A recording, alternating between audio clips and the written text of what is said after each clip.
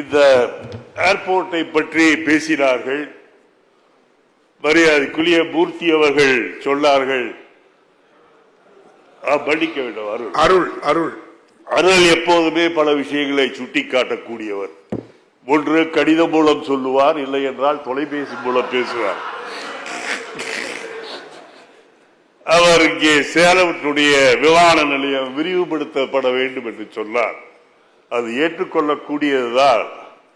ஆனால் சேலம் விமான நிலையத்தை பற்றி ஆரம்பத்திலிருந்து சில காலம் நாம் பார்த்துக் கொண்டிருக்கின்றோம். இன்று வரைக்கும் 6 மாதம் ஓடும், திரும்பவும் மூடி விடுவார்கள். காரணம், பிரயாணிகள் அதிகமாக வருவதில்லை என்ற காரணத்தான். ஆகவே என்னை பொறுத்தவரையில் அது பயனுள்ள விமான நிலையமாக இருக்க வேண்டும் என்று சொன்னால் அதை கொஞ்சம் நகர்த்தி ஈரோடுக்கும் சேலத்திற்கும் நடுவில் அதை வைப்பீர்கள் என்றார். இல்ல, இப்போது அது இருக்கின்றதே ஓமலூரில் தான் இருக்கின்றது. சேலத்திலே இருந்து ஓமலூர் செல்வதென்றால் கொஞ்சம் அரை மணி நேரம் 1 மணி நேரம் ஆகும். அதை கொஞ்சம் நகர்த்தி சங்ககிரியிலே வைக்கப்பட்டால் நாமக்கல்லும் அதை உபயோகப்படுத்த முடியும், திருச்செங்கோடும் அதை உபயோகப்படுத்த முடியும். ஆகவே கொங்கு மண்டலத்தில் இருக்கின்ற பாதி ஏரியாவை அது கவர் செய்யும். குறிப்பாக எங்களுக்கு ஈரோட்டுக்காரர்களுக்கு கொஞ்சம் அது சௌரியமாக இருக்கும். ஒரு பரந்த எண்ணத்தோடு நீங்களும் அதை ஒற்றுக்கொள்ள வேண்டும். ஆகவே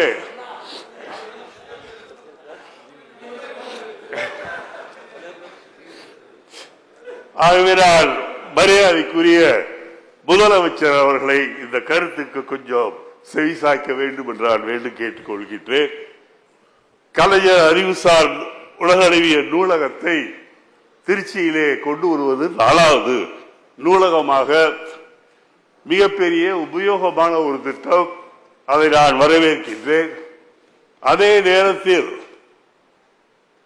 கோயில்களை கட்டுவதை விட நூலகங்கள் கொண்டு வருவது அவசியம் என்று ஈரோட்டில் இருந்துதான் குரல்கள் வந்தது.